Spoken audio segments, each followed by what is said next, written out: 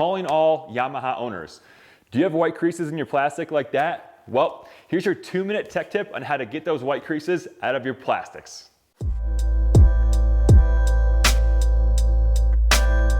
All right guys, so I grabbed this idea from Charles from MX Revival, so thanks to Charles on this. But if any of you guys have had Yamahas, you get these annoying white creases in your plastics every time you go down. So how do you get those out? Well, all you need to do is grab a heat gun, apply some heat to the plastics, and all these white creases should eventually come out. They might not come out 100% of the way. So after I'm done heating it up, let's see how it looks.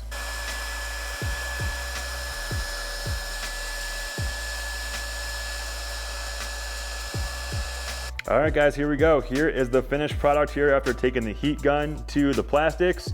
So comparing it to the left side of the shroud here, which had very similar white creases in it, you can see how the white creases are pretty prevalent here in this plastic, but as I move back over to this one, I mean, you kind of still see it here a little bit in this main line, but it really looks like all the other ones did a great job of coming out. So if you guys want to touch up your blue Yamaha plastic, definitely the way to go.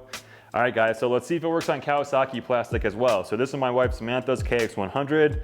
Kind of got a few white spots here and there. Let's see if we can take the heat to it and get them out as well. So what do you think? It pretty much took out all of these marks here. Can't really see them, maybe just a little bit there, but then this is a pretty gnarly crease here. But overall, seems to work on Kawasaki plastic too. All right guys, so overall the heat gun trick worked pretty well. The Yamaha plastic was a little bit thicker, so I didn't see any deformation from the heat gun. But actually on Sam's KX100, the plastic looked like it was a little thinner, so it did kind of warp the plastic just a little bit. So keep note when you guys are doing that, don't let the heat get too close, and kind of take note about how thick the plastic is and how much heat it can handle. But I'm pretty happy with these results. So thanks to Charles at MX Revival. If you guys are in need of a heat gun, click the link in my description below. But that is it for this 2-minute tech tip, and we will see you in the next video. Peace.